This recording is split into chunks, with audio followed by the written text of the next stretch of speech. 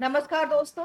स्त्री काल के यूट्यूब चैनल पर आप सबका बहुत बहुत स्वागत है। मैं मनोरमा और आज फिर हम एक लाइव समसामयिक विषय पर लाइव चर्चा के साथ हाजिर हैं। बात आज महागठबंधन की बैठक जो पटना में हुई और बहुप्रतीक्षित मीटिंग हो चुकी थी, अब उसका सिलसिला शुरू हुआ है और लगता है महागठबंधन की गाड़ी कुछ पटरी पर आती हुई दिख रही है। संकेत जो है, हालांकि अभी भी बहुत स्पष्टता की जरूरत है, लेकिन इसके बावजूद काफी कुछ है जो धीरे धीरे करके स्ट्रीमलाइन हो रहा है। तो जाहिर है आज सभी की नजरें पटना में महागठबंधन की बैठक पर रही और इसी में जो है आज सभी जो महागठबंधन के सहयोगी दल है, आरजेडी, कांग्रेस, लेफ्ट और उसके साथ साथ वीआईपी के प्रतिनिधि भी इसमें शामिल हुए। आरजेडी के 3 प्रतिनिधि, कांग्रेस के 4, माले और सीपीआई सीपीएम के 1, वीआईपी की तरफ से एक एक प्रतिनिधि शामिल हुए। और बैठक में तेजस्वी यादव थे, बिहार कांग्रेस के प्रभारी आवाज कृष्णा थोड़ी तेज लावरू करिए। और मुकेश सहनी। क्या बोल रहे हैं आप? आवाज तेज करिए जी। अच्छा, आवाज एक मिनट, एक मिनट। आवाज फुल पे है। कुछ ना कुछ तो इश्यू है आज, जिसकी वजह से हमने, माफ करेंगे, हमें जो देख रहे हैं, इसी वजह से हमने कुछ टेक्निकल ग्लिच की वजह से अब 10 मिनट हमें देरी भी हुई। तो इस बैठक को कृष्णा लावरू ने और मुकेश सहनी, इन सभी ने संबोधित किया। और महागठबंधन की जो आज की बैठक रही, उसकी सबसे खास बात ये रही, या महत्वपूर्ण बात कहेंगे, वो ये रही कि कोऑर्डिनेशन कमेटी का गठन किया गया और इस कमेटी का नेतृत्व तेजस्वी यादव को सौंपा गया। और लेकिन यहाँ पर ये सवाल है कि तेजस्वी यादव के नेतृत्व को, कोऑर्डिनेशन कमेटी का नेतृत्व कर रहे हैं, उसको परोक्ष तौर पर सीएम का चेहरा के लिए भी सहमति समझा जाए, ये अभी साफ होना बाकी है। क्योंकि बैठक के बाद जब तेजस्वी यादव से पूछा गया, सीएम फेस का सवाल उस मीडिया के लोगों ने किया, तो उन्होंने कहा कि थोड़ा इंतजार का मजा लीजिए। तो सवाल ये है कि क्या तेजस्वी के जो सीएम फेस पर सहमति की बात है, उसको टाला क्यों जा रहा है? और टालने की एक वजह क्या रणनीतिक भी है, क्योंकि ये कहा जा रहा है कि कांग्रेस ने आरजेडी को ये जताया है कि यादव चेहरा फेस होने पर जो है उनके वोटर्स जो है प्रभावित होते हैं। तो ऐसी कोई बात है, हम अपने मेहमानों से, जो हमारे वक्ता है आज के, उनसे समझेंगे। एक वजह रणनीतिक भी बताई जा रही है, तो आज की बातचीत में हम इसको भी समझेंगे कि टालने की वजह रणनीतिक है क्या।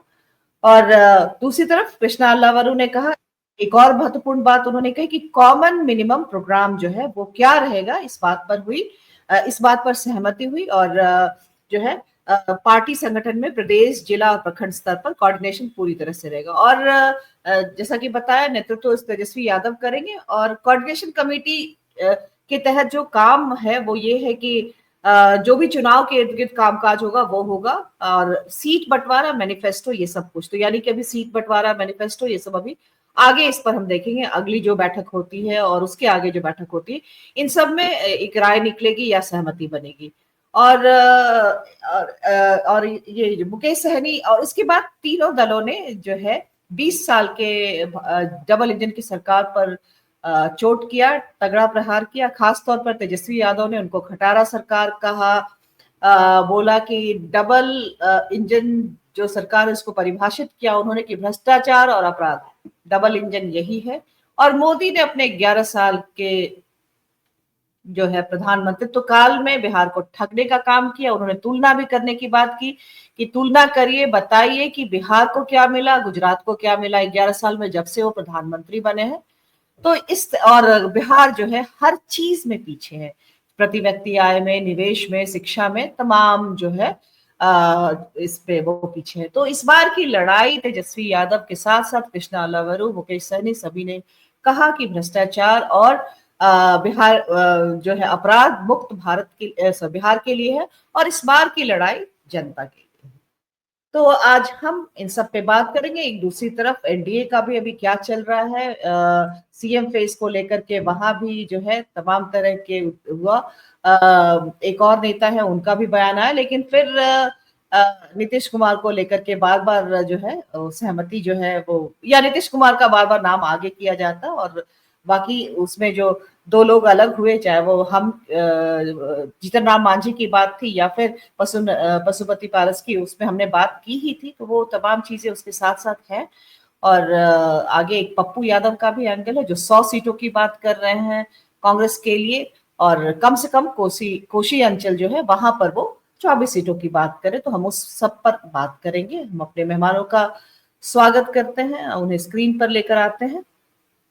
आज की चर्चा के लिए हमारे साथ संजीव चंदन है, स्त्रीकाल के संपादक। हमारे साथ हेमंत कुमार जी हैं, वरिष्ठ पत्रकार, राजनीतिक विश्लेषक, टिप्पणीकार। हमारे साथ विवेक हैं, स्त्रीकाल के साथी भी हैं, और साथ में लाइव दैनिक के हैं संपादक, और झारखंड के जाने माने जो है अब फिलहाल, मतलब झारखंड वैसे तो मतलब राष्ट्रीय स्तर पर है उनका, लेकिन झारखंड फोकस है फिलहाल। तो हम आप तीनों का बहुत बहुत स्वागत करते हैं। और आज की पहले ओपनिंग टिप्पणी हेमंत जी आप ही से, आज की बैठक को आप किस तरह से देख रहे हैं? क्या आप चीजें धीरे धीरे करके स्ट्रीमलाइन हुए और तेजस्वी के सीएम फेस को भी लेकर तो असहमति से ज्यादा रणनीतिक है क्या? धन्यवाद मनोरमा। अभी जो कुछ हो रहा है, जो आज मीटिंग हुई और उसके पहले, इसको लेकर के हम लोग लगातार पहले भी बातचीत करते रहे हैं। ये मुझे लगता है कि अभी जो हुआ है देर से ही सही, लेकिन लगता है कि गाड़ी पटरी पर जा रही है। इसके पहले दिल्ली में मीटिंग हुई, फिर पटना में मीटिंग हुई, कुछ कार्यक्रम बने हैं, कोऑर्डिनेशन कमेटी की बात हुई है, तेजस्वी यादव को कोऑर्डिनेशन कमेटी का अध्यक्ष बनाया गया है। ये सारी बातें हो रही है, तो मुझे लगता है कि जो चीजें बीजेपी से लड़ने के लिए चाहिए वो ये करते हुए अब दिख रहे हैं। लेकिन मैं अभी भी मानता हूं कि ये सब विलंब से शुरू हुआ है, ये चीजें पहले होनी चाहिए, क्योंकि बीजेपी जैसी ताकत से मुकाबला करने के लिए आपको बिल्कुल तैयारी ऐसी करनी होगी जिसमें कोई छेद न रह जाए। आपको आक्रामक भी दिखना है, अपनी तैयारी भी पुख्ता करनी है, अपने आधार को भी बहुत मोबिलाइज करना है, उनको संगठित करना है। ये तमाम चीजें हैं, तो ये सब तो हो रहा है। और ये जो हुआ है उससे मुझे लगता है कि एनडीए के बीच में निश्चित रूप से, खास करके बीजेपी की चिंता तो बढ़ी है, क्योंकि जो उनकी ओर से जो प्रचार हो रहा है उसमें उसके अनुसार ये ऐसा कुछ नहीं हो रहा है कि महागठबंधन में कोई दरार दिखाई दे रही हो। सब कुछ पटरी पर जाता हुआ दिख रहा है, लेकिन कुछ बातें हैं जो मुझे खटकती हैं। एक तो है कि जो महागठबंधन है उसमें आप तेजस्वी यादव की जो भूमिका है और जो बाकी के जो पार्टनर जो है उनके महागठबंधन के, उनको लेकर के जो एक तरह से जो रिश्ता है, जो बॉडी लैंग्वेज है, वो सब मुझे खटकती है। आप महागठबंधन के अलायंस की मीटिंग बुलाते हैं, सिटिंग अरेंजमेंट तक को आप ठीक से नहीं कर पाते हैं कि लोग बैठे। देखिए, ये कोई आगे बैठ जाए पीछे बैठ जाए, इसको कोई कह सकता है कि कौन सी बड़ी बात होगी, लेकिन एक परसेप्शन होता है कि आप कैसे लोगों को तवज्जो दे रहे हैं, उनकी अहमियत को कैसे रेखांकित कर रहे हैं। ये परसेप्शन जनता के बीच में जाता है और जनता इस पर चर्चा करती है। सुबह से मैं देख रहा हूं कि जिस समय से मीटिंग जब दोपहर में शुरू हुई, पहली उसकी तस्वीर जो जब आई, उसको लेकर के दोनों तरफ के इससे धरे से, चाहे वो बीजेपी समर्थक धरा हो या महागठबंधन के समर्थक वाले हो, सब तरफ से अलग जो प्रतिक्रिया आ रही थी वो अच्छी नहीं थी। यानी कि बीजेपी के लोग जो थे वो मजाक बना रहे थे, वो अपने ढंग से उसको रेखांकित कर रहे थे, उसकी व्याख्या कर रहे थे कि मुकेश सहनी को जो तवज्जो दी जा रही है वो बाकी दलों को नहीं मिल रही है। दूसरी ओर ये जो महागठबंधन समर्थक लोग हैं उनको ये लग रहा था कि भाई आप अपने सहयोगियों के साथ संतुलित व्यवहार नहीं कर रहे हैं। इसमें जो तेजस्वी यादव का मैंने संबोधन सुना कि उन्होंने कहा कि मेरे बड़े भाई मुकेश सहनी जी, देखिए मुकेश सहनी जी आज की तारीख में महागठबंधन में है, आपके बड़े भाई हो सकते हैं, लेकिन महागठबंधन की जब मीटिंग होगी आप उनको अपने घर में, अपने ड्राइंग रूम में बड़े भाई कहिए, आप जो कुछ भी कहिए, लेकिन आपके साथ आपके तमाम सहयोगी आपके लिए समान है, उनके साथ एक तरह से समान व्यवहार होना चाहिए। आपने उनके बैठने का इंतजाम तक नहीं ठीक से किया। उसमें आप बैठे हैं, मुकेश सहनी बैठे हैं, क्या है मुकेश सहनी? अगर ठोस बात मैं करूं, न तो कोई उनके पास कोई सांसद है, न कोई उनके पास एमएलए है। जो उनके एमएलए आए थे जीत करके सब भाग गए छोड़ करके उनको, बिल्कुल। कुछ नहीं कर सके ये। और जो और इनकी जो इनका जो आधार है, जिसको अपने जो इनका जाति का आधार है, वो वही उसी आधार को अपनी राजनीतिक पूंजी समझते हैं।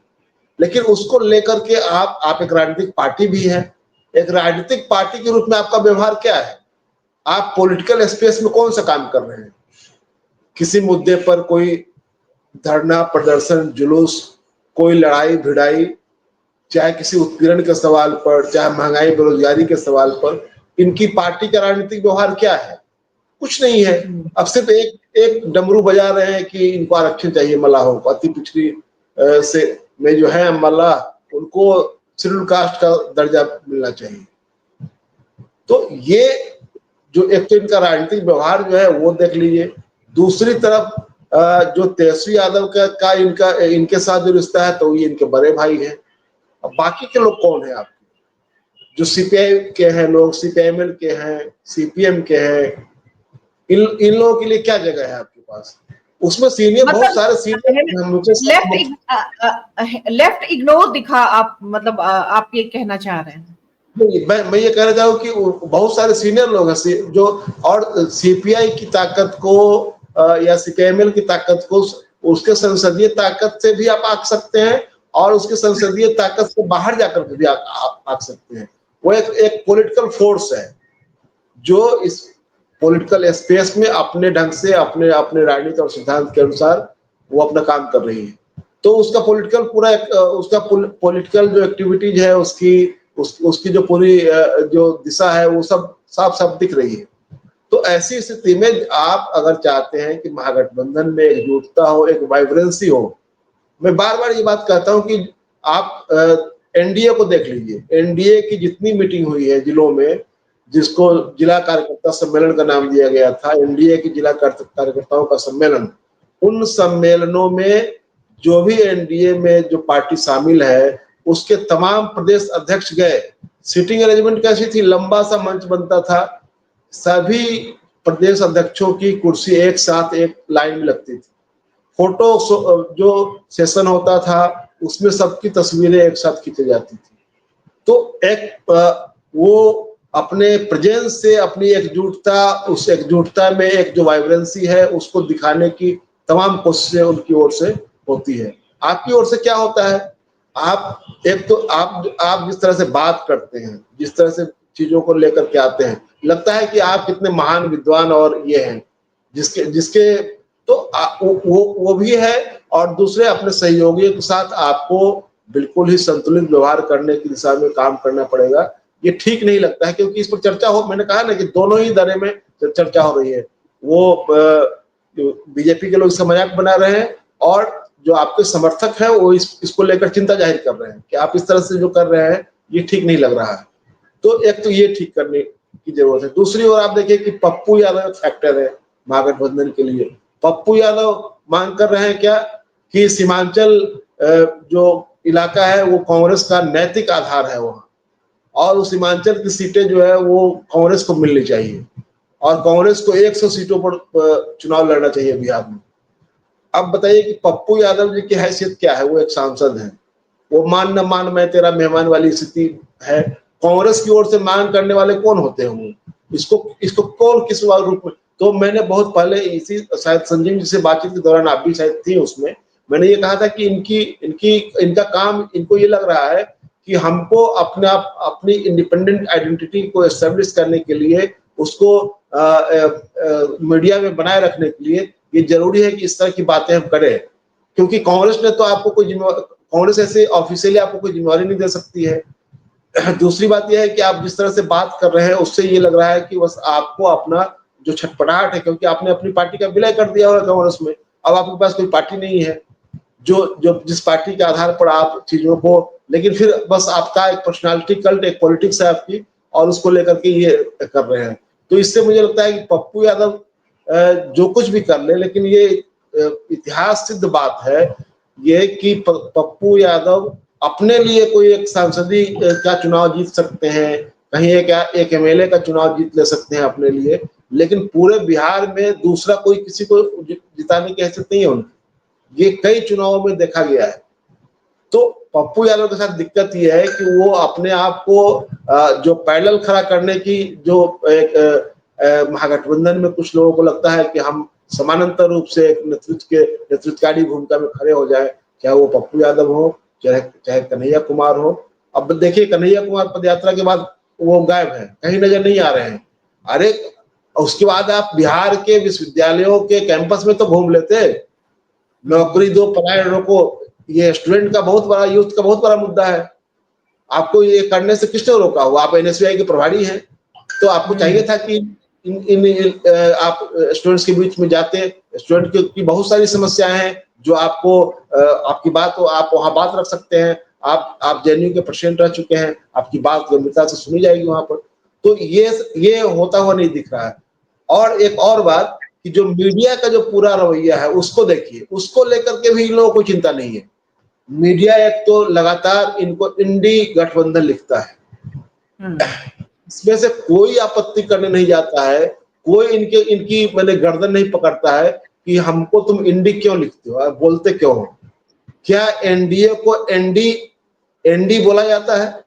एनडी अलायंस नहीं बोला जाता है, एनडीए अलायंस कहा जाता है। मोदी ने यूज किया था, उसके बाद उसी को ये लोग बढ़ा रहे हैं जो मीडिया में। दूसरी बात कि ये लगातार ये बात कही जा रही है कि पारस जी नहीं दिखे। आप बताइए कि पारस जी क्या महागठबंधन में है? पारस जी ने एनडीए छोड़ा है, वो अभी कहीं गए नहीं, जाएंगे क्या? स्वाभाविक रूप से महागठबंधन में आना है, अगर कोई गठबंधन हो या तीसरा कोई गठबंधन बने तो। अब पारस जी कहाँ है, इसकी जवाबदेही महागठबंधन की है क्या? उन्होंने जब एनडीए छोड़ने की घोषणा की तो हेमंत जी, यहाँ पे कुछ जो अखबार वाले हैं जिनका कि ऑनलाइन वो है, वहां पे उन्होंने ये खबर चला दी है कि महागठबंधन में शामिल हो गए पशुपति पारस। तो ये हो सकता है बहुत लोगों को ये कंफ्यूजन की वजह हो, क्योंकि कुछ हेडिंग इस तरह के देखे मैंने, जैसे इंडिया न्यूज और न्यूज पे हेडिंग में है ये। महागठबंधन में आज शामिल हो चाहे कल शामिल हो, वो अलग बात है। आज की मीटिंग होने से पहले पारस जी महागठबंधन में नहीं है। तब आप महागठबंधन में पारस जी नहीं आए मीटिंग में, ये सवाल खड़ा हो रहा है। ये सवाल खड़ा हो रहा है कि तेजस्वी यादव को मुख्यमंत्री घोषित नहीं किया गया, मुख्यमंत्री का उम्मीदवार नहीं घोषित किया गया।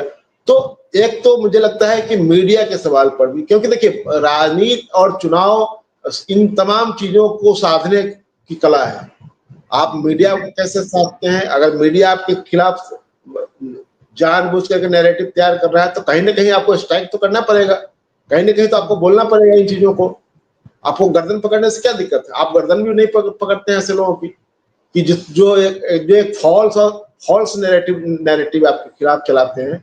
तो मुझे लगता है कि कई मोर्चों पर ये काम करने की जरूरत है। और सबसे बड़ी बात यह है कि तेजस्वी यादव को अगर जिम्मेवारी दी गई है तो आपको अपने एलाइज के मान सम्मान की चिंता तो करनी पड़ेगी, उनको बहुत ही उचित स्थान देना पड़ेगा और उनको तवज्जो देनी पड़ेगी। आप बताइए कि सीपीआई के दोनों जो लीडर आए थे, जो उनके स्टेट सेक्रेटरी हैं, वो सबसे उम्रदराज व्यक्ति है। उनके लिहाज से आप कहाँ उनको बिठा रहे हैं? एक केडी यादव है, सीपीआईएमएल के बहुत पुराने नेता हैं, वो बहुत पार्टी में बहुत उनका सम्मान है, लोगों के बीच में बहुत उनका सम्मान है। आप उनको पीछे में बिठाते हैं, उनको कुर्सी पीछे लगा कर बिठा देते हैं उनको। तो आप बैठते हैं, अल्लाह बरू बैठते हैं, मुकेश सहनी बैठते हैं, उसके बाद फिर आप ही के पार्टी के लोग इधर कोई इधर शकील अहमद खान बैठ जाते हैं, उधर अब्दुल वाजिद सिद्दीकी बैठ जाते हैं, और बाकी जो इलाज के लोग हैं वो दूर कहीं बैठे हुए हैं। तो ये एक परसेप्शन है। इसमें मुझे लगता है कि शायद वो लोग नहीं कहेंगे कि हमको आपने कहा अलग क्यों बिठा दिया, शायद उनकी ओर से शिकायत नहीं आए। लेकिन मैं समझता हूं कि जो एक प्रेक्षक के रूप में अगर मैं कहूं तो मैंने जो देखा वो बिल्कुल खटकने वाली बात। और जो सीपीआईएमएल के लोग हैं, चाहे ये सीपीआई की सीपीएम के ये लोग बोले ना बोले उससे कोई मतलब नहीं है, लेकिन एक परसेप्शन है जिस पर जनता के बीच में इस पर चर्चा होती है। तो एक जो मैं कहता हूं कि एक बॉन्डिंग जो होती है वो महागठबंधन की, चाहे कोई भी जो गठबंधन हो, उसमें जो एक बॉन्डिंग होती है, वो बॉन्डिंग दिखाने में आप आज की तारीख में एनडीए से पीछे हैं, मैं इस बात को मानता हूं। और इन इन चीजों को दूर करने की जरूरत होती है, तभी जाकर के वो बनता है। आप देखिए लोकसभा चुनाव में इन्होंने क्या किया था, मुकेश सहनी एकमात्र व्यक्ति थे जिनको लेकर ये पूरे बिहार का दौरा कर रहे थे, किसी को नहीं ले जा रहे थे। अगर कहीं लोग ज्वाइन भी कर रहे थे तो लोग दूसरे माध्यम से वहां पहुंचते थे, वो ज्वाइन करते थे। कोई भी फोटो ये आप नहीं देखेंगी या कोई वीडियो आप नहीं देखेंगी कि हेलीकॉप्टर में किसी दूसरे नेता को लेकर के ये घूमे हो। क्या मतलब है इसका? बाकी लोगों का जो स्टेक है, आप ये जान लीजिए कि अगर लेफ्ट की ताकतें आपके साथ न हो तो आपकी हैसियत क्या हो जाएगी। तो लेफ्ट आपके लिए एक भरोसे का प्रतीक है, जिससे लोगों में उम्मीद जगती है। जो ऐसे लोग जिनको चाहिए कि राजनीति में एक जो लड़ने भिड़ने वाली ताकत, एक ऐसी ताकत जो जनता की रहनुमाई करने के लिए बाकी चीजों को किनारे रख करके तो जनता के लिए खड़े होते हैं, उनके लिए लड़ते हैं। तो ये जो भरोसा है, ये बड़े मतदाता वर्ग को आपकी तरफ आकर्षित करता है। तो ये भरोसे की जो पूंजी है वो लेफ्ट से मिलती है आपको। और मुकेश सहनी जी का तो क्रेडेंशियल आप सबने देखा है। 2020 के विधानसभा चुनाव का आगाज होने के साथ प्रेस कॉन्फ्रेंस से उठ करके चले गए। इन्होंने सबसे बड़ा डेंट लगाया वहीं पर, सबसे बड़ा परसेप्शन खराब किया इन्होंने। और आप ठीक है, आप उनको तवज्जो दीजिए उनको, लेकिन बाकी लोगों के साथ आप क्या कर रहे हैं? बाकी लोगों को आप फॉर ग्रांटेड क्यों ले रहे हैं? जी जी, यानी कि अभी पटरी पर आई है, लेकिन अभी बहुत असरदार तरीके से नहीं आई। हमें अभी उपेंद्र कश्यप जी ने ज्वाइन किया फोर्थ व्यू के, आपका भी बहुत बहुत स्वागत है। पहले हम विवेक के पास आते हैं और आप दोनों को सुनने के बाद हम संजीव जी के पास जाएंगे। थोड़ा सा पेशेंस रखिएगा संजीव जी। और आज सुबह आप लोगों की बातचीत सुनी मैंने, संजीव जी और आपकी जरा हटके में जो सुबह आप लोग बातचीत कर रहे थे, तो हेमंत सोरेन का जो है बिहार में चुनाव लड़ने की बात भी आ रही थी।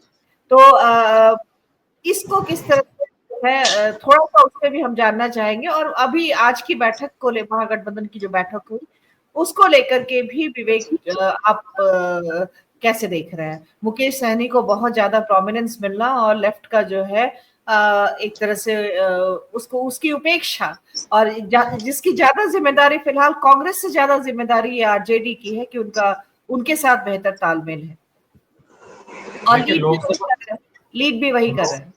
लोकसभा चुनाव में मुकेश सहनी भले ही बहुत ज्यादा फायदा नहीं दिखला पाए, लेकिन इसमें कोई शक नहीं कि उनका जो इलाका है उस इलाके में उनका वोट बैंक है, और जिस हिसाब से वो लामबंदी करते हैं या करने में कामयाबी हासिल करते हैं, इस पर बहुत कुछ डिपेंड करता है। और कमजोर कड़ी कहाँ पर है आरजेडी की, या फिर आरजेडी किसी भी अपने सहयोगी को, खासतौर से मुकेश सहनी, क्योंकि उनके पास एक बड़ा वोट बैंक, और वोट बैंक नाराज करने की वो एनडीए से जो हेमंत जी बोल भी रहे थे कि उनको बगल में बिठाया, उनको ज्यादा सम्मान मिला, या जो भी चीजें तस्वीरों में दिखी, तो इसके पीछे बड़ी वजह ये हो रही है, ये जा सकता है कि एनडीए खेमे में फिर कहीं, क्योंकि जिस तरह का ट्रैक रिकॉर्ड रहा है मुकेश सहनी का, तो कभी भी कुछ भी हो सकता है।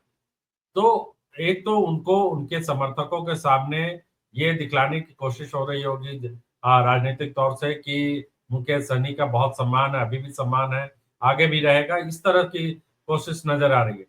और दूसरी बात देखिए, हेमंत सोरेन की जहां तक बात है, हेमंत सोरेन चुनाव तो लड़ेंगे, इसमें कोई शक नहीं। अब 2 सीट पे लड़ते, 3 सीट पे, 12 सीट वो मांग रहे हैं, ऐसा अभी चर्चा चल रही है। तो हेमंत सोरेन ने अपनी पार्टी का विस्तार करने की जो प्लानिंग बनाई है, उसमें उन्होंने कल जो परसों जो कहा था कि बाहरी भीतरी शब्द बिना इस्तेमाल किए हुए उन्होंने सबको लेकर चलने वाली रणनीति के तौर पर बात कही। तो अपने आप को आदिवासी नेता, और बिना किसी इस तरह के विवाद, क्योंकि बाहरी भीतरी का जो विवाद है वो धीरे धीरे अब झारखंड में भी खत्म करने की कोशिश लग रही है, कम से कम जेएमएम के द्वारा। हालांकि जयराम महतो इसको लेकर बाहरी भीतरी की लड़ाई लड़ते रहते हैं, अब बीजेपी दोनों तरफ ढुलमुल रवैया रहता है उनका, खुलकर बीजेपी इस मामले में कुछ भी नहीं करती। तो इसलिए हेमंत सोरेन की एंट्री कब होती है बिहार के महागठबंधन में, और उनको तवज्जो कब मिलती है, ये तब तय होगा जब हेमंत सोरेन सीटों का कहीं ऐलान करे कि हम 12 सीटों पर लड़ेंगे और उन 12 सीटों पर अगर हेमंत सोरेन अपने उम्मीदवार या 10 सीट या 5 सीट पर उम्मीदवार खड़े करते हैं और वहां पर आदिवासी वोटर्स जो है अगर नुकसान पहुंचा दे महागठबंधन की सीटों को, तो फिर हेमंत सोरेन की बार्गेनिंग पावर देखने को मिलेगी कि अब वो किस तरह से बार्गेन करते हैं। तो अभी पत्ते खुल रहे धीरे धीरे और तेजस्वी यादव को कह सकते हैं कि सबसे बड़ी चुनौती अभी बीजेपी तेजस्वी यादव या कांग्रेस के सामने ये है कि बिहार में चुनाव जो है वो बीजेपी को सरकार बनाने से रोकना। नीतीश फिर बन जाए उसमें मुझे नहीं लगता है ज्यादा दिक्कत होगी तेजस्वी यादव को अगर वो चुनाव उस तरीके से हार जाते हैं तो। लेकिन सबसे बड़ी चुनौती ये है कि बीजेपी की जो अभी बीजेपी का माहौल दिख रहा है या रणनीति दिख रही है, तो उसमें ये डर तेजस्वी यादव को है कि कहीं अगर बीजेपी आ जाएगी तो फिर बड़ी दिक्कत हो जाएगी बिहार में, पहली बार बीजेपी आएगी। तो पहली बार आने से रोकने के लिए अभी सबको मिलकर दिखाने की कोशिश हो रही, सब लोग मिलजुल कर किसी तरह का विवाद नहीं, और एक अच्छा संकेत महागठबंधन के ओर से देखा जाए तो ठीक संकेत है। तो हेमंत जी ये भी बोल रहे थे कि हालांकि विजुअल्स मैंने नहीं देखे कि किस तरह से लेफ्ट के नेताओं को कुर्सियां और किस तरह से, तो ये बीमारी जो है तमाम छोटे दलों में या कांग्रेस के या आरजेडी में है। तो सामंतवादी मानसिकता जो है वो भले सामने उस तरह से नहीं हो, लेकिन जो प्रणाम करने का, श्रद्धांजलि देने का जो तरीका होता है वो तरीका अभी भी सीखना पड़ेगा राहुल गांधी, तेजस्वी यादव और तमाम लोगों को, जो कि संघ से जो ट्रेनिंग मिलती है कि किस तरह से साष्टांग हो जाना है। भले उसका दिल में कुछ हो, लेकिन सामने शरीर जो सामने दिख रहा है वो आपका बॉडी लैंग्वेज किस तरह से, वो बॉडी लैंग्वेज पर अभी भी होमवर्क करने की बहुत जरूरत है लोगों को। जी जी, हम उपेंद्र जी के पास आते हैं। उपेंद्र जी, आपको क्या लग रहा है अब महागठबंधन एनडीए से बेटर पोजीशन में फिर भी दिख रहा है? ये तमाम जो विरोधाभास हैं, कुछ विरोधाभास की तरफ हेमंत जी ने ध्यान दिलाया, विवेक ने भी बात की, और एक बात हेमंत सोरेन की एंट्री की भी है, उस पर भी हम आगे और संजीव जी से भी चर्चा करेंगे। लेकिन फिलहाल जो है आपको, चाहे मुकेश सहनी का एंगल हो, उधर पप्पू यादव का हो, इन सब के साथ में भी समय के साथ इसको एड्रेस कर लिया जाएगा, इतना कोई मुश्किल नहीं है। लेकिन अब एनडीए से बेटर पोजीशन में महागठबंधन को आप देख रहे हैं? फिलहाल बदले तो हैं राजनीतिक, हाँ, राजनीतिक परिस्थिति बदली है, लेकिन एनडीए से मजबूत अभी कहना मुझे लगता है कि जल्दबाजी होगी। मुकेश सहनी के पास जाति की ताकत तो है, लेकिन मुकेश सहनी की अपनी ताकत किसके साथ जाएगी ये मुकेश सहनी को भी शायद पता नहीं है। अभी कुछ दिन पहले ही दिलीप जायसवाल ने कहा था कि बात नहीं बनी तो एनडीए में आ जाएंगे। 2013 से वो बीजेपी के साथ रहे हैं, 14-15 के चुनाव प्रचार में खूब उन्होंने चुनाव प्रचार किया। 20 में आपको याद ही होगा मौर्य होटल में प्रेस कॉन्फ्रेंस चल रहा था, क्या हुआ सीटों को लेकर के, अचानक से मुकेश सहनी प्रेस कॉन्फ्रेंस छोड़ के बाहर आ जाते हैं और फिर उनको 11 सीट 2020 में देती है बीजेपी। यह और बात है कि विधायक जीतते हैं तो फिर बीजेपी के हो जाते हैं, एनडीए में चले जाते हैं, इनको छोड़ देते हैं लोग। तो मुकेश सहनी रहेंगे कहाँ? अभी तो सबसे बड़ी समस्या यही है, यही तय नहीं है। चुनाव आने में जो 5-6 महीना देरी है, कई दल ऐसे हैं, मुकेश सहनी की बात कर लें, आशा की बात कर लें, आरसीपी की, अभी आईपी गुप्ता बड़ा नाम कमा रहे हैं, ये लोग कहाँ रहेंगे अभी तय नहीं है। अभी हेमंत सर ने कहा भी कि महागठबंधन के हिस्सा तो नहीं है परशुपति पारस, लेकिन उनको भी तवज्जो दिया जा रहा है। अभी जब मैं फोटो देख रहा था तो तेजस्वी के एकदम बगल में जिस अंदाज में मुकेश सहनी बैठे हैं, लग तो यही रहा है कि यही दोनों मीटिंग ले रहे हैं। प्रथम दृष्टिया जो छवि जाती है उस तस्वीर को देखने के बाद लगता यही कि यही दो लीडर प्रमुख हैं जो मीटिंग ले रहे हैं, बगल में अल्लावरू बैठे हुए हैं। तो सवाल ये है कि इन लोग करेंगे क्या, नहीं करेंगे। और वाम दलों को आज उपेक्षित आप कर रहे हैं। ठीक है कि वाम दल के नेता बोलेंगे नहीं, उनकी अपनी रणनीति रहती है, उनका अपना राजनीतिक व्यवहार भी होता है, लेकिन संदेश जो जाना था वो चला गया। और पिछली दफा जो 1% से भी कम वोट के अंतर से सरकार बनाने से 2020 में महागठबंधन चुकी, कहीं ना कहीं वाम दलों का ये प्लस हुआ था कि वोट उनके साथ ज्यादा गया था। मुकेश सहनी से कम प्रभावशाली वामपंथी नहीं है अभी बिहार की राजनीति में, लेकिन अब क्यों तवज्जो दिया जा रहा है? जाति की राजनीति है तो जाति की बात होगी, जाति साधने की कोशिश सभी लोग कर रहे हैं। लेकिन दिलीप जायसवाल का भी एक बयान है कि वो इधर आ सकते हैं, बिना नाम लिए एक बार बयान दिया कि एक दल महागठबंधन का है जो एनडीए में आ सकता है। खुलकर भी एक लाइन उन्होंने कहा था कि मुकेश सहनी की बात अगर महागठबंधन में नहीं बनी तो भाजपा के साथ आ सकते हैं, एनडीए के साथ हिस्सा हो सकते हैं। तो बहुत कुछ होना बाकी है। एक बात मीडिया को साधने की बात आई। अल्लाह वरू ने कहा कि हम मोदी और शाह के साथ जो उनके प्रोपेगेंडा को चलाने वाले मीडिया हैं उनके हिसाब से नहीं चलेंगे। तो आप आरोप चाहे जितना लगाते रहिए मुख्य मीडिया पर, हम लोग भी समानांतर लगभग मीडिया खड़ी कर चुके हैं यूट्यूब वाले, लेकिन सच यही है कि यूट्यूब की पत्रकारिता भी कम बदनाम नहीं है और कम पक्षधरता नहीं करती है। एल्गोरिदम का जमाना है तो हर यूट्यूब चैनल की अपनी मजबूरी है। अंत तक जो स्थिति मैं देख रहा हूं कि पत्रकारिता जो रह गई है वो मुख्य धारा पर ही अंततः लोगों को विश्वास करना पड़ेगा, आरोप चाहे जितना लगाते रहिए। और वो आज भी समानांतर मीडिया जो खड़ी हुई है, विजुअल वर्चुअल मीडिया, उससे कम ताकतवर वो नहीं है। तो आपको उसको साधना होगा। सिर्फ गलिया देने से सुबह शाम की भांग मीडिया है, गोदी मीडिया है, सामंती मीडिया है, ब्राह्मणवादी मीडिया, इससे कुछ होना जाना नहीं है। नहीं, ताकत तो उनके पास ही है। जिस तरह से जितनी उनकी रीच है, वो रीच अभी किसी भी जो बहुत ज्यादा जिनकी रीच है उनकी भी रीच उतनी नहीं है। हाँ। जितनी मुख्य धारा की मीडिया की रीच है, क्योंकि वो एक चैनल है, साधना पड़ेगा ना। हेमंत सर ने ठीक है चिंता जाहिर की, आपको साधना पड़ेगा। आप दूर रह के नहीं चल सकते हैं, सबको साधना होगा। जब आपको मुकेश सहनी में संभावना नजर आ रही है, उनको बगल में बिठा दे रहे हैं, तो जो मीडिया कई गुना उनसे ताकतवर है उनको आप पूरी तरह उपेक्षित करते हैं।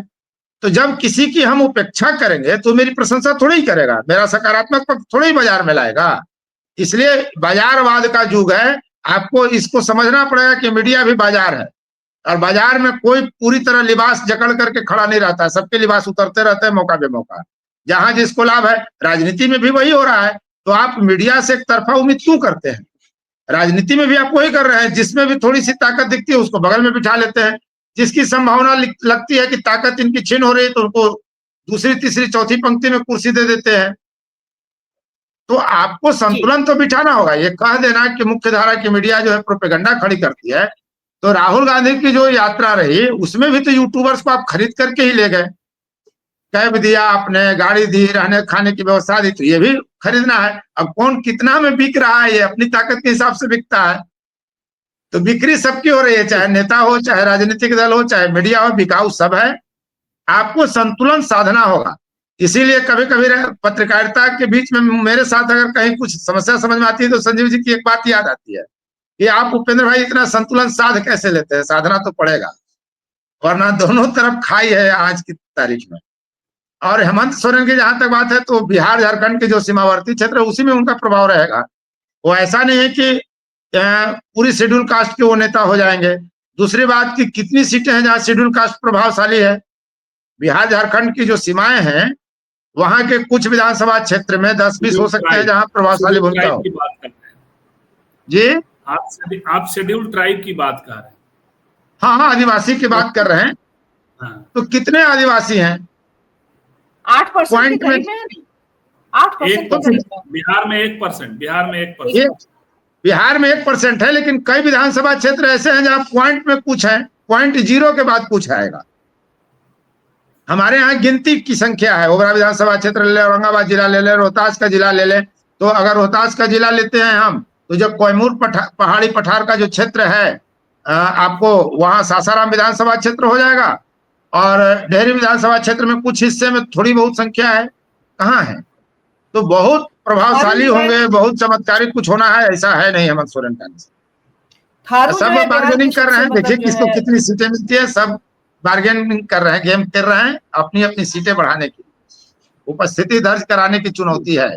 जी, थारू जो है जी, थारू जो है बिहार की सबसे प्रमुख जो है अनुसूचित जनजाति है, जिसका पॉलिटिकल रिप्रेजेंटेशन नहीं है। बेहतर होगा अगर हेमंत सोरेन जो है उस जनजाति को रिप्रेजेंटेशन देते हैं। संजीव जी, आपने सुबह भी बात की थी और अभी सबको सुना आपने, इंडिया गठबंधन के लिए जो तमाम इस तरह के और भी अभी जो जिनके साथ आज की बैठक हुई, आज की जो बैठक हुई महागठबंधन की, और जो चीजें निकल करके आई, और साथ में और जो तमाम दल है, चाहे इनके पशुपति पारस अगर आ जाते हैं, या अब चूंकि एनडीए में नहीं है तो संभावनाएं बनती, या फिर वो एक अलग फैक्शन होंगे।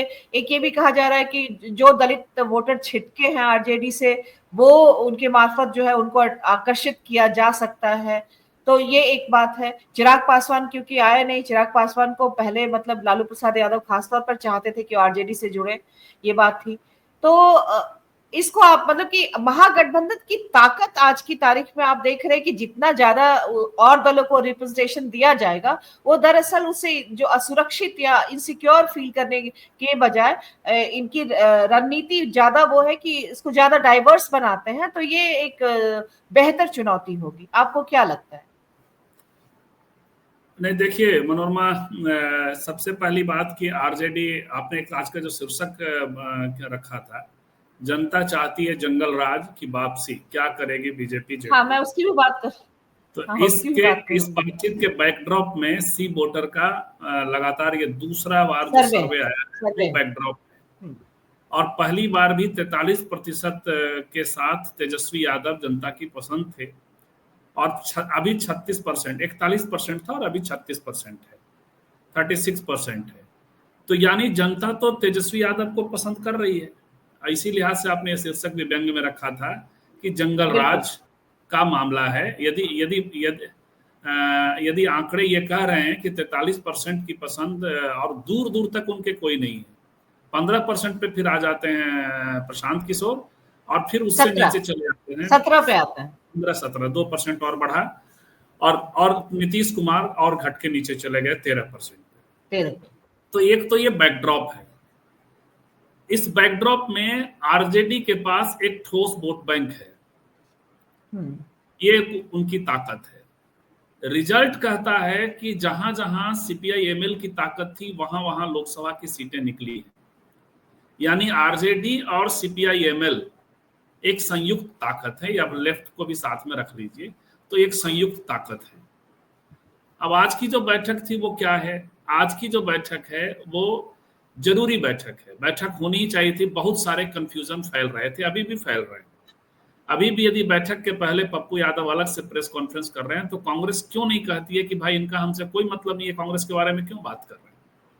अभी तक कांग्रेस उनसे अपने को अलगाती भी नहीं है। लेकिन खैर चलिए, बहुप्रतीक्षित बैठक थी, बैठक हो गई। लेकिन इंडिया गठबंधन को लेकर के एक टिप्पणी इंडिया गठबंधन के एक बड़े नेता की थी कि ये बड़ी कैजुअल बैठक होती है कांग्रेस के द्वारा, खास करके तब वो कांग्रेस चूंकि उसी को लीड करती थी, मूलतः वही आयोजन करती थी। आज की बैठक में भी वो कैजुअल एटीट्यूड देखने को मिला। आज हुआ क्या? आज हम मिल करके संयुक्त ये बनाएंगे हमारे लीडर। ये एक अच्छी बात ये सिर्फ हो गई कि कोऑर्डिनेशन कमेटी का चेहरा इस बहाने ये सोल्यूशन, हाँ, इस बहाने ये कहने की कोशिश की गई कि चलिए चेहरा कोऑर्डिनेशन कमेटी की तेजस्वी जी हैं, तो तेजस्वी जी ही आने वाले दिनों में चेहरा बन जाएंगे। इस सवाल को कोशिश की गई। अभी भी वो सवाल फिर भी बना रहेगा जब तक पप्पू यादव और या अन्य लोगों के मुंह बंद नहीं किए जाएंगे। कांग्रेस की दूसरी, संजीव जी इसको भी एड्रेस करें कि क्या ये रणनीतिक है टालने की वजह से, क्योंकि औपचारिकता थी जिसकी घोषणा होनी चाहिए थी कि सीएम फेस जो है वो तेजस्वी यादव रहेंगे, लेकिन ये चुनाव तक इसको टालने की रणनीति है। अभी वो तो नहीं कह सकते कि चुनाव टल गया है। ये पहली बैठक में एक तरह से कोऑर्डिनेशन का लीडर उनको बता दिया गया, तो एक तरह से तय भी कर दिया गया। लेकिन अभी बहुत जल्दी हो जाएगा, अभी 4-5-6 महीने, अभी बहुत सारी बैठकें और होनी है। अभी मुकेश सहनी आप देख ही रही थी, अंतिम बैठक से निकल के भाग गए थे। तो किसको आना है किसको जाना है एक अलग बात है। बैठक में हेमंत जी की आपत्ति बिल्कुल जायज है। आप मुकेश सहनी को तवज्जो देना चाहिए, बुरी बात नहीं है। उनके पास एक कथित रूप से सब मिला करके 9, 9.5, 10% का वोट बैंक है। सब मिला के भारत की जाति व्यवस्था सबको एक जात आने नहीं देती है, आने देगी नहीं। सारे मल्लाह का जो जिसको वो प्रस्तुत करते हैं वो उनको नेता मानने को तैयार नहीं है अभी फिलहाल, ये सच्चाई है। लेकिन इसके बावजूद उनको एक तवज्जो मिलना चाहिए जो मिला। कांग्रेस में भी देखिए अध्यक्ष से ज्यादा मुखर आपको प्रभारी दिखाई पड़ रहे हैं, जिनकी कोई समझ नहीं है कि कहाँ, अभी वो बाहर वाले हैं इतना तो मानकर चलना पड़ेगा। लेकिन चलिए, चूंकि केंद्र से वो एक तरह से प्रतिनिधि बैठे होते हैं, तो लेफ्ट जो सबसे ट्रस्टेड अलाई है, कहीं नहीं जाने वाला, कहीं उसके विधायक नहीं टूटते हैं, जो हेमंत जी कह रहे हैं, वो सबसे उपेक्षित फॉर्म में, पता नहीं लेफ्ट ने ऐसे ही तय कर रखा है कि उन्हें वही होना है। तो बहुत सारी चीजें मुझे लगता है कि आज की बैठक से एक कैजुअल फॉर्म में यदि ये बैठक नहीं होती तो और अच्छा संदेश जाता।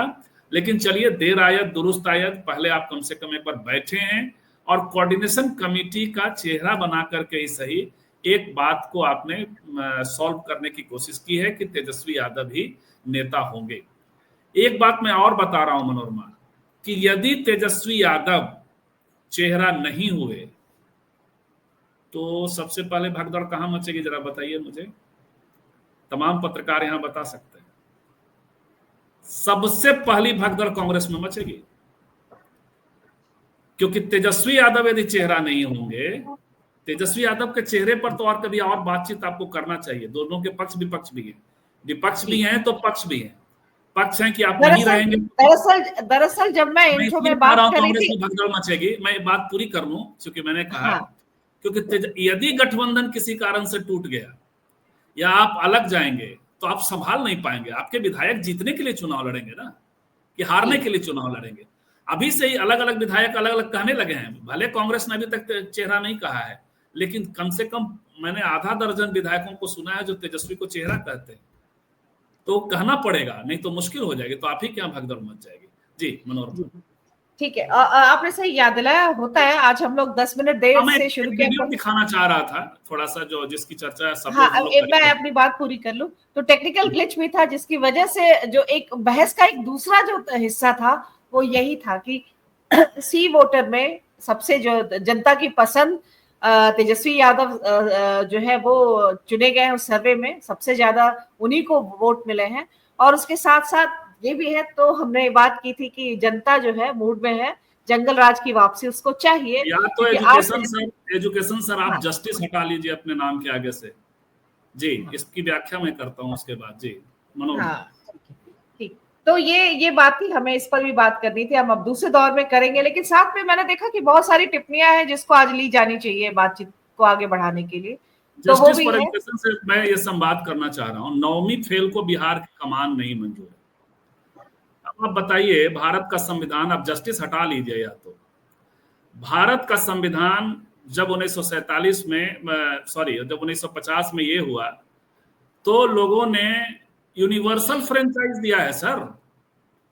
काहे ये बात करते हैं? ये सब मामले सेटल हो चुके बहुत पहले। किसको वोटिंग राइट होना चाहिए, जिसको वोटिंग राइट है उसको चुनाव लड़ने का, जो चुनाव लड़ेगा वो सीएम बनेगा, पीएम बनेगा। आप तो प्रधानमंत्री बने हैं मोदी, प्रधानमंत्री मोदी बने हैं, तो वो एक एथिक्स का मामला है कि वो अपने जो है प्रमाण पत्र को लेके झूठ बोल रहे हैं। अदरवाइज ऐसी कोई उनकी एलिजिबिलिटी नहीं इससे कि वो नहीं एलिजिबल आने वाला पीएम बनने। मैं बस ऐसे ही मैंने एड्रेस कर दिया। उनके पास तो डिग्री भी नहीं, कुछ भी नहीं था उनके पास, कुछ भी नहीं है, जो है वो फेक है। तो वो उनकी विश्वसनीयता का प्रश्न ज्यादा है, उनकी एलिजिबिलिटी का प्रश्न नहीं है। ये जो मोदी पीएम बने हुए हैं, उनकी शिक्षा के बारे में हमें अभी भी नहीं पता है। हेमंत सर के पास आते हैं और टिप्पणियां भी अगर कुछ मनोरमा जरा वीडियो दिखा लेते हैं हम लोग।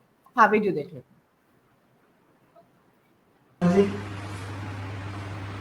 हैं। ये है सभा का वीडियो।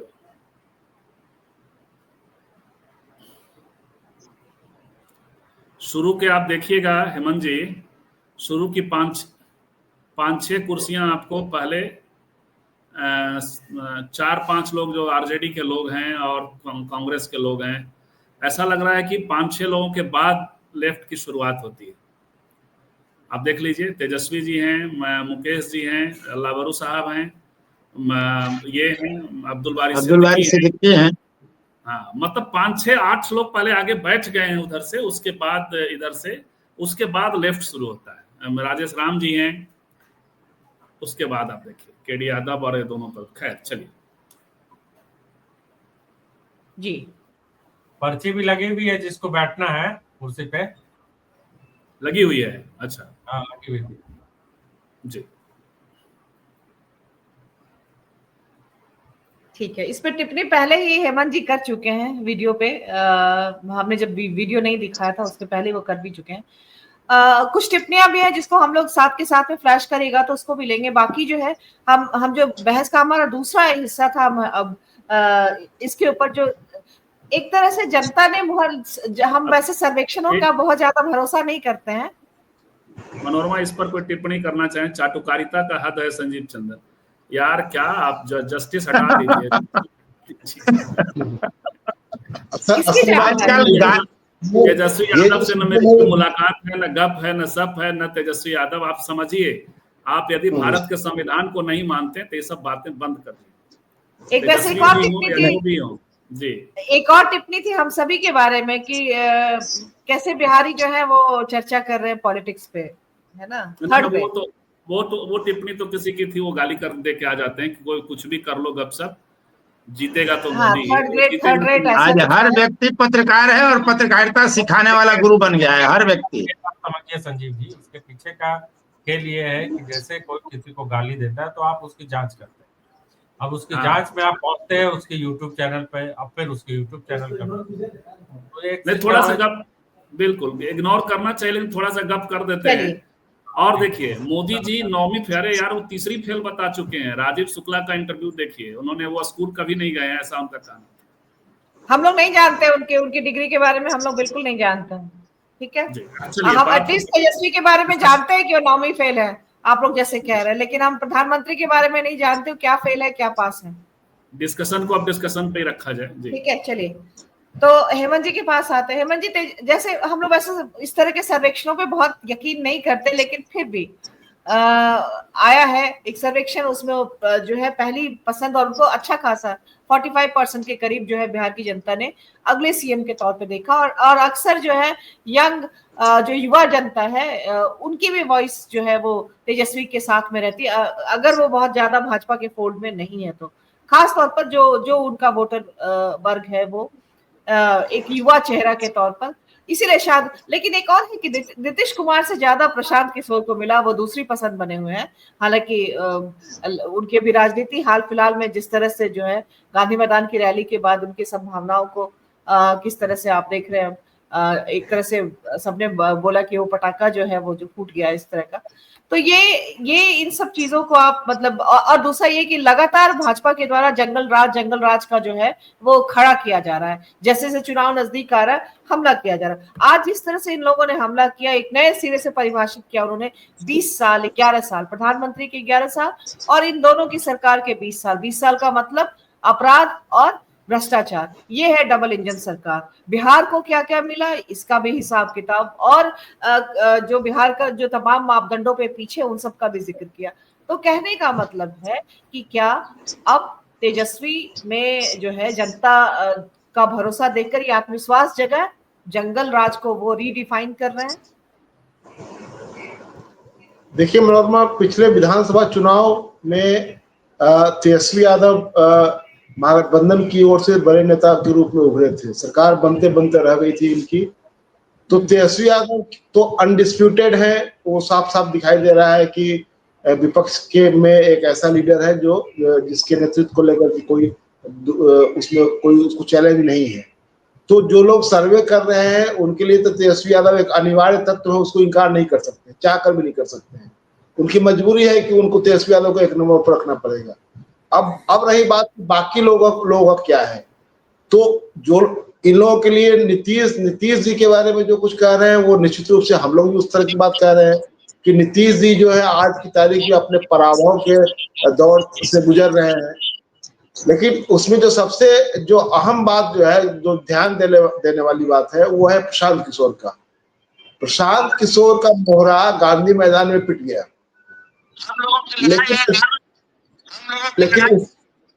लेकिन उसके बाद भी प्रशांत किशोर को दूसरे दिन से ही उनको हीरो बनाने की होड़ लग गई। दूसरा दिन क्या हुआ, दूसरे दिन उनकी एक तस्वीर बिरसन पटेल के साथ दिखाई गई, जो आज की तारीख में पता नहीं किस पार्टी में है, मुझे नहीं जानकारी है, लेकिन वो कई पार्टियों में घूम चुके हैं। और उस दिखाया गया कि नीतीश जी के सबसे बड़े सहयोगी रह चुके और आरजेडी में भी रहे बिशन पटेल जो है वो चले गए इनके साथ, प्रशांत किशोर के साथ। और प्रशांत किशोर ने ये बहुत बड़ा झटका दिया है नीतीश कुमार को। अब समझिए कि प्रशांत किशोर को महान दिखाने के लिए, बहुत ताकतवर दिखाने के लिए दूसरे दिन से नैरेटिव खड़ा किया गया। वो सब पूरी मीडिया ने उसको भुला दिया कि प्रशांत किशोर एक ने 10 लाख लोगों की रैली बुलाई थी और उस रैली में 20,000 10,000 लोग भी नहीं पहुंचे। और वहां प्रशांत किशोर की झुंझलाहट, उनका गुस्सा, सब कुछ पूरी मीडिया ने देखा। दूसरे दिन वो पूरा चैप्टर क्लोज हो गया। तो ये जो लोग दिखा रहे हैं कि तेजस्वी 42 से 36 पर आ गया है, फिर भी 1 नंबर पर है, और नीतीश कुमार तीसरे पायदान पर है और प्रशांत किशोर दूसरे पायदान पर है। तो ये जो प्रशांत किशोर वाला मसला है, उसको मैं तो इस रूप में देखता हूँ कि कुछ लोग उनको जबरदस्ती नेता बनाने के होड़ में लगे हुए हैं, और उसके पीछे उनका पैसा, उसके पीछे उनकी पहुंच, और उसके पीछे मीडिया मैनेजमेंट, ये सब कुछ उसमें है जो उनको ला करके केंद्र में खड़ा करने की कोशिश की जा रही है। जबकि उनके नीचे, उनके पांव के तले जमीन तो दिखती नहीं है। वो गांधी मैदान में दिख गया। देखिए इतना बड़ा सेटबैक मुझे लगता है कि हाल के दिनों में किसी नेता को नहीं लगा हुआ है। और लेकिन एक सज्जन, हम लोग के मित्र मंडली से ही एक पत्रकार हैं, वो तो इस बात को साबित करने के लिए तुले हुए हैं कई उदाहरण दे करके कि इस राज्य में कई लोग बहुत विफल हो गए गांधी मैदान में, लेकिन फिर भी उन्होंने राजनीति में बहुत ऊंचाई छू ली, उनके नाम बता करके। तो वो बता रहे हैं कि प्रशांत किशोर भी ऊंचाई छूने की ओर बढ़ रहे हैं, भले ही गांधी मैदान में वो लटक गए। गांधी मैदान में उनका पूरा मोहरा जो है वो पिट गया वहां पर। तो ऐसे लोग प्रशांत किशोर के बारे में अगर दूसरे पायदान पर उनको लाते हैं तो मैं समझता हूँ कि उसमें कुछ उसमें यही है, उसमें कोई राजनीति नहीं है, उसमें कोई हकीकत नहीं है। एक बात तो ये, और ये जो आज जो मीटिंग हुई, एक तो है कि एनडीए विधानसभा चुनाव को लेकर के ये महागठबंधन की पहली मीटिंग थी, और पहली मीटिंग के बाद उसमें ये कयास लगाया जा रहा था कि, और मीडिया के जरिए इस बात को ज्यादा हाइप किया जा रहा था कि मुख्यमंत्री का चेहरा भी घोषित हो जाएगा। हालांकि मुझे लगता है कि रणनीतिक ये तौर पर ऐसा किया गया है, क्योंकि जब समन्वय समिति बनी है, उसके अध्यक्ष तेजस्वी यादव को बनाया गया है, तो निश्चित रूप से वो संकेत है कि चीफ मिनिस्टर का चेहरा वही होंगे। महागठबंधन को ये समन्वय समिति को लीड करने की जिम्मेवारी इसलिए दी गई है। आप याद कीजिए जब ये इंडिया ब्लॉक के कोऑर्डिनेटर के रूप में नीतीश कुमार को बनाए जाने की लगातार चर्चा चल रही थी, तो उसका मकसद क्या था? उसमें ये कहा जा रहा था कि जो कोऑर्डिनेटर बनेगा वो प्रधानमंत्री पद का उम्मीदवार माना जाएगा सांकेतिक तौर पर, भले ही प्रधानमंत्री के रूप में नाम लेकर के उनकी घोषणा न की जाए। तो एक तो ये हुआ। दूसरी बात हुई कि समन्वय समिति जब बनी, फिर वो हुआ कि उसमें सभी दलों के 2-2 लोग शामिल होंगे, तो उसमें ज्वाइंट कार्यक्रम पर भी चर्चा हुई। तो ये सारी चीजें आ गई। लेकिन उसके बाद जो एक असंतोषी मीडिया जो है, जिसको ये लगता है कि नहीं, तुम मुख्यमंत्री का चेहरा क्यों नहीं घोषित कर रहे हो, तुमको आज ही करना चाहिए, तुमको अभी करना चाहिए। कुछ वही मीडिया कह रहा था कि तेजस्वी यादव झुक गए। तेजस्वी यादव दिल्ली में राहुल गांधी, खड़गे जी से मिलने के लिए गए, और उस बैठक के बाद ये खबर चलने लगी, जो मेन स्ट्रीम सोशल मीडिया पर खास करके, कि तेजस्वी यादव झुक गए हैं। तो आखिरकार उसमें झुकने का कौन सा ये आपको संकेत दिखाई दे रहा था जो कि लगे झुक गए? उसका वीडियो भी सामने आया और ये तस्वीरें भी सामने आई। उसमें कहीं ऐसा कुछ नहीं हुआ था। और क्या किसी ऐसे डिमांड पर उन्होंने कह दिया कि हाँ ठीक है, कांग्रेस का ये डिमांड हम मानने के लिए तैयार है, जिसके जरिए आप कह सकते हैं झुक गए? तो झुकाने का भी एक जो परसेप्शन बनाने का है, वो असंतोषी मीडिया जो है उसको लगता है कि नहीं, इनको हम हमेशा झुका करके रखना है। लेकिन आज बताइए कि आरजेडी के दफ्तर में सब लोग जुटे, वहां मीटिंग हुई, कांग्रेस के लोग भी आए, वहां कौन झुका? वहां आप कह सकते हैं कि कांग्रेस झुक गई, कि कांग्रेस के सारे लोग वहां पर आए, अल्लाह बरू आए, उनके प्रदेश अध्यक्ष आए। तो ये जो एक मीडिया है, इसका काम, ये बीजेपी को कवर फायर देने के लिए इसको रखा गया हुआ है। ये इसी काम में लगा हुआ है, इसको कवर फायर देना है बीजेपी को, और उसको महागठबंधन के हमले से बचाने के लिए काउंटर नैरेटिव गढ़ना है। तो एक तो ये मीडिया का धंधा है। मैं हम लोग के बीच के और जाने पहचाने चेहरे हैं और हम लोग के मित्र मंडली में रहे हैं, हमारे साथ तो उन्होंने काम भी किया है। उन्होंने फेसबुक पर पोस्ट लिखा है, पुष्पमित्र नाम है उनका, लिए काम करते हैं। उनका अच्छा। उनका जो अंतिम पैरा है उसको मैं पढ़ के सुनाऊं तो लगता है कि शायद हम लोग जो बात कर रहे हैं वही बात वो भी समझ रहे थे। उन्होंने कहा कि सब कुछ तो सब सकारात्मक लग रहा था। मुकेश सहनी को तेजस्वी यादव ने ठीक अपनी बगल में बिठाया। प्रेस कॉन्फ्रेंस में कांग्रेस की तरफ से अध्यक्ष की जगह प्रभारी कृष्णा लवरू यादव मुखर दिखे। राजद की तरफ से मोर्चे पर तेजस्वी के साथ सिद्दीकी थे। वाम दल दूर दूर दिखे। इन संकेतों में कुछ बात तो छिपी हुई है। अब हम लोग के एक मित्र भी इस बात को देख रहे हैं कि वाम दल दूर दूर क्यों दिख रहे हैं। तो जो आपकी ताकत है, जो आपकी रीढ़ मानी जा रही है, जो अभी संजीव जी ने कहा, तो जो आपका मजबूत एलाइज है उसको लेकर के जो यह परसेप्शन अगर जा रहा है वो दूर दूर है या आपने दूर दूर उनको बिठाया। क्योंकि जब अभी हमने नहीं देखा था, लगे ये उपेंद्र जी कह रहे हैं कि वहां पर सब लोगों का नेम प्लेट भी लगा हुआ है, तो नेम प्लेट लगा हुआ होगा इसका मतलब कि आपने सिटिंग अरेंजमेंट तय कर दिया कि किसको कहाँ बैठना है। तो अगर उस तरह से आपने तय कर दिया हुआ तो इसको क्यों ना माना जाए कि आपने एक तरह से जाने अनजाने उन लोगों की उपेक्षा की। तो ये साफ साफ है, जो मैं पहले भी कह रहा था कि जो इसको आपको ठीक करना पड़ेगा। आप अगर इसको ठीक नहीं करते हैं तो परसेप्शन इसका बहुत अच्छा नहीं जाता है। आप बताइए कि इस मीटिंग के बाद, इस मीटिंग के दौरान इन लोगों ने कोई ज्वाइंट फोटो करवाया खड़े होकर के, हाथ में हाथ मिला करके, जो अमूमन इस तरह की राजनीतिक बैठकों में किया जाता है। और खास करके जब किसी मोर्चे की या गठबंधन की मीटिंग होती है तो ये राजनीतिक शिष्टाचार आचार व्यवहार माना जाता है कि आप खड़े होकर के एक दूसरे के हाथ में हाथ डाल करके आप विक्ट्री साइन बना करके फोटो खिंचवाते हैं। तरह तरह की चीजें होती है, लेकिन ऐसा कुछ दिखा नहीं। वहां लग रहा था कि एक आदमी प्रवचन देने के लिए बैठे हुए तेजस्वी यादव और बाकी लोग प्रवचन सुन रहे हैं। वो तो मुझे लगता है कि इस भूमिका से उनको बाहर निकलना चाहिए। ये देखिए, आपको अगर चेहरा बनाया जाता है, आप अगर महागठबंधन के नेता है, समन्वय समिति का अध्यक्ष आपको बनाया गया है, तो इसको लेकर के आप में थोड़ी गंभीरता आनी चाहिए और थोड़ा मुझे लगता है कि अपने आप को और एक्सप्लोर कीजिए और थोड़ा डाउन टू अर्थ कीजिए और लोगों को अपने भीतर में समेटिए। तब मुझे लगता है कि ज्यादा महागठबंधन के बीच में बॉन्डिंग दिखेगी। और जब आप ऐसा नहीं करेंगे तो नीचे में भी असर दिखाई देगा। तब जिलों में क्या होगा? तब आप उपेंद्र जी बैठे हुए बताएं कि इनके जिले में जब मीटिंग हुई होगी, एनडीए के जिला कार्यकर्ता सम्मेलन जब हुआ था, तो उसमें एनडीए के तमाम पार्टनर जब गए थे उस मीटिंग में और उनके प्रदेश अध्यक्ष गए थे, तो उन लोगों ने जब फोटो खिंचवाया था, सबने हाथ में हाथ मिलाकर के फोटो खिंचवाया था, सब एक कतार में बैठे हुए थे, सारी पार्टियों के अध्यक्ष रहे। ये पूरे बिहार के सभी जिलों की तस्वीर एक जैसी मिलेगी आपको। और वहां पर उनके चेहरे का हाव भाव लगता है कि निश्चित रूप कि हमारे बीच में बहुत अधिक प्यार है।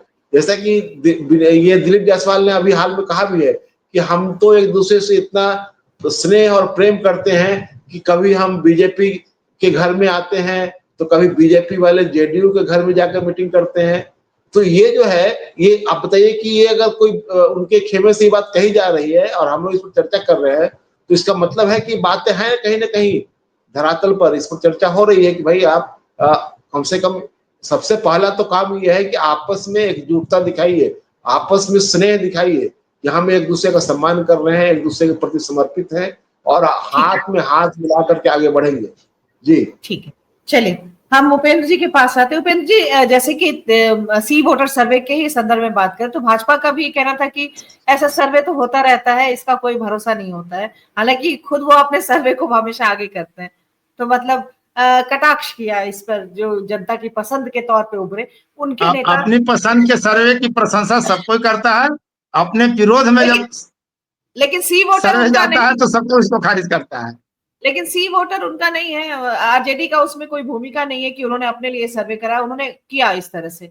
और जो उनके नीतीश कुमार हो और उसके बाद सम्राट चौधरी को भी जो है वो और उसके बाद की जो पसंद है वो चिराग पासवान है, लेकिन बहुत कम 6% इस तरह से करके है।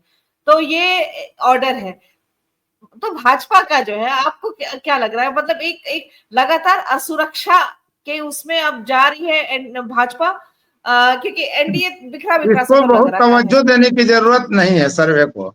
अगर सर्वे हाँ। क्या चुनाव परिणाम में रिफ्लेक्ट करेगा, उस हिसाब से देखें तब तो अकेले आरजेडी को बहुमत में आ जाना चाहिए, 41% है। बाकी दूसरा सबसे लोकप्रिय, सबसे और नहीं, काफी लंबे आज समय मैं से सीएम नीतीश कुमार तीसरे स्थान पर नहीं, है। आज हम इसके इसमें बात करेंगे कि आज के खास तौर पे जो तीनों लोग बोल रहे थे, लेफ्ट को नहीं बोलते हुए सुना मैंने, लेकिन जो 3 लोग बोले थे, तेजस्वी यादव, कृष्णा अलावरू और मुकेश सहनी, इन लोगों ने बहुत टारगेट किया उस मीडिया, जब महागठबंधन के बाद जो इनकी प्रेस कॉन्फ्रेंस रही, उन्होंने बहुत टारगेट किया इसको, भाजपा सरकार को, डबल इंजन की सरकार को, 20 साल का जो है, और इसमें इन तमाम चीजों पर उन्होंने जो जंगल राज का वो नैरेटिव खड़ा कर रहे थे उसके इसमें, तो ये लग रहा है कि हमलावर, और पहली बार बिहार में इन्होंने, मतलब पहली बार नहीं कहेंगे कि हाँ, ईवीएम एक को मुद्दे के तौर पर भी मतलब उसको लेकर आने जाने वाले हैं आगे, या फिर उसको लेकर के सतर्क रहने की बात है, जो कि अभी मीटिंग होगी उसमें जिला स्तर पर, प्रखंड स्तर पर, तो इसके लिए भी वो एक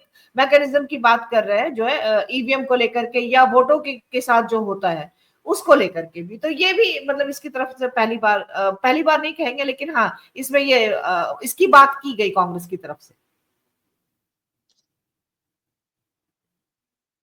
लेकिन अभी भी कहीं ना कहीं लगता यह है कि लोग नीतीश कुमार पर हमला करने से बचते हुए दिखते हैं। एक यह भी संदेश है, अभी भी राजनीति में बहुत कुछ होता हुआ कहीं तो नहीं दिख रहा। आज ही एक खबर आई थी कि सिर्फ एक बयान नीतीश कुमार ने कहा कि अगर 10% भी दिमाग काम करेगा नीतीश कुमार का, तो बीजेपी उनके पीछे पीछे चलेगी। तो कहीं ना कहीं नीतीश कुमार को लेकर अभी भी संशय की स्थिति लगता है कि बनी हुई है, और महागठबंधन आसानी में कहीं ना कहीं दूर टिमटिमाता हुआ सितारा उसको दिख रहा है कि नीतीश इधर ना आ जाए। नीतीश उधर चले जाएंगे तो सारा खेल खत्म बीजेपी का। नीतीश जिधर है उधर जीत ज्यादा संभावित है। ये मतलब साबित सत्य दिख रहा है, तथ्य। अब आगे क्या होगा नहीं जानते, लेकिन यही मानकर चला जा रहा है कि नीतीश बीजेपी के साथ रहेंगे तो इनकी जीत होगी, उधर रहे तो उनकी जीत होगी। जी ठीक है संजीव जी, आप अपनी कंक्लूडिंग टिप्पणी इन तमाम चीजों को समेटते हुए जो है हेमंत भैया कुछ कहना चाह रहे हैं। मनोरमा जी, हेमंत भैया कुछ कहना चाह रहे हैं। हाँ हाँ हाँ, अनम्यूट करिए। मैं ये कहना चाह रहा था कि एक बात जो मेरे दिमाग में थी, मैं उस समय वो भूल गया था, कि जो मीटिंग हुई उसमें 2 मुस्लिम चेहरे उस प्रमुख रूप से दिखे। एक अब्दुल बारी सिद्दीकी और दूसरा शकील अहमद खान। बताइए कि उसमें पसंदीदा चेहरा कौन था? दोनों अशराफ हैं, तो इनको अली अनवर साहब को क्यों नहीं कांग्रेस लेकर के गई? अपना भी एक मुस्लिम चेहरा लेकर के जाती, उनको ले जाना चाहिए था। अभी अली अनवर साहब ने इंडिया टुडे के साथ ही एक बातचीत की है, जिसमें उन्होंने कहा है, मैं उन्हीं को कोट करता हूं, कि वो दुआ जीने की करते हैं और दवा मरने की देते हैं। तो आप बताइए कि अली अनवर साहब को आप लेकर के आए अपनी पार्टी में, तो उनका इस्तेमाल क्या कर रहे हैं? अली अनवर साहब ऐसे नहीं है कि वो किसी को कोई उनको अपनी जेब में रख ले और उससे से उनका काम अपना काम चलाए। उनको जेब में रख करके कांग्रेस काम नहीं चला सकती, उनको सामने लेकर के आना पड़ेगा। तो कांग्रेस को तो कम से कम लाना चाहिए था। इतना पसमानदा, अति पिछड़ा जो हो रहा है कांग्रेस की ओर से, तो ये परसेप्शन बनाने में क्या दिक्कत थी? आप तो कम से कम अली अनवर साहब को लेकर क्या थे? ये देंगे नहीं हेमंत सर, ये लोग देंगे नहीं, सिर्फ नारा लगाएंगे। इसीलिए सोफा के अलावा अतिरिक्त कुर्सी लग जाती है सोफा पर जगह रहते हुए पसमानदा के लिए और पिछड़ों दलितों के लिए। ये देंगे नहीं, सिर्फ भाजपा पर आरोप लगाएंगे। इसीलिए इन लोगों की स्थिति है, और ये हर जगह है।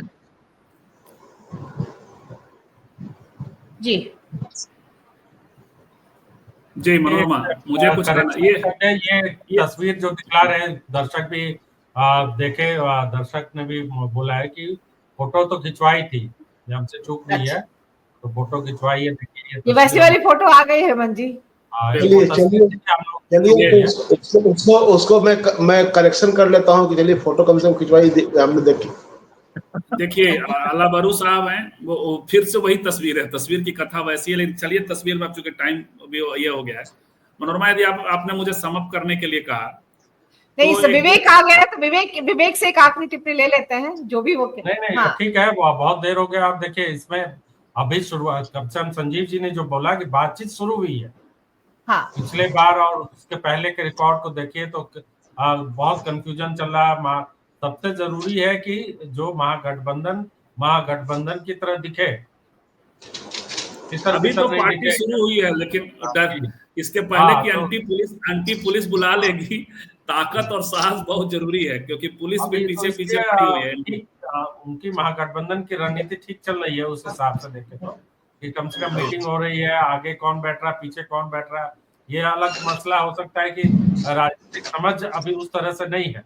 और जो इमेज से जो खेलना, जिसको कहते हैं इमेज, तस्वीरों से खेलना है कि राहुल गांधी किस तरह से श्रद्धांजलि दे रहे हैं, और वो अभी इनको सीखने में बहुत टाइम लगेगा।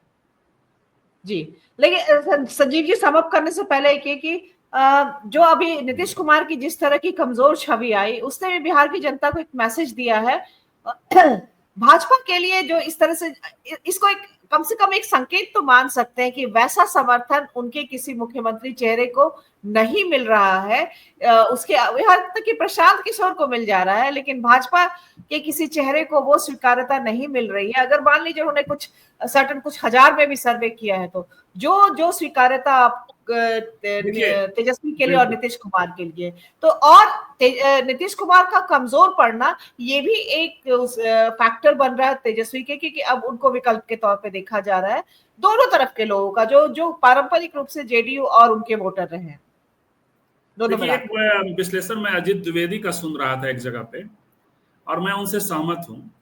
वो ये कि सर्वे को दलों के प्रभाव के हिसाब से भी देखना चाहिए।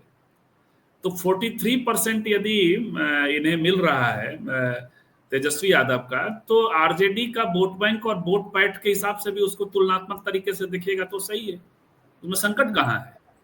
43% से नेता बनने का मामला नहीं है जो उपेंद्र व्याख्या कर रहे हैं, वो 43% आरजेडी के मास बेस का, वोट बेस का रिफ्लेक्शन के साथ देखिए, तुलनात्मक तरीके से देखिए, उस हिसाब से आप देखिएगा। तो तीसरी चीज उसमें एक फैक्टर और काम करती है, जो अजित जी शायद उसमें जोड़ नहीं पाए थे, वो है मीडिया परसेप्शन किसका ज्यादा। तो प्रशांत किशोर तो मीडिया के जरिए आए हुए हैं, लगातार मीडिया के तौर पे चर्चा में है, तो इसलिए जब वोटर बोलता है तो उस तरह से भी बोलता है। और तेजस्वी यादव के लिए मीडिया परसेप्शन में ये है कि उनकी लोकप्रियता को तोड़ने की कोशिश की जाती, नवमी फेल बोल करके, जंगल राज बोल करके, और ये तमाम चीजें।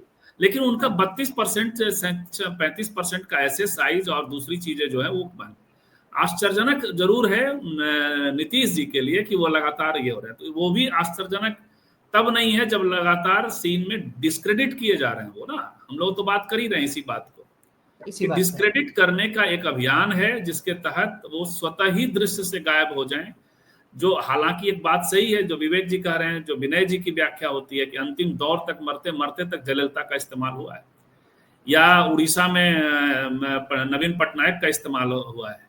तो नीतीश जी जैसी स्थिति में भी रहेंगे अभी वो लोग बनाने की कोशिश करेगा मनोरमा।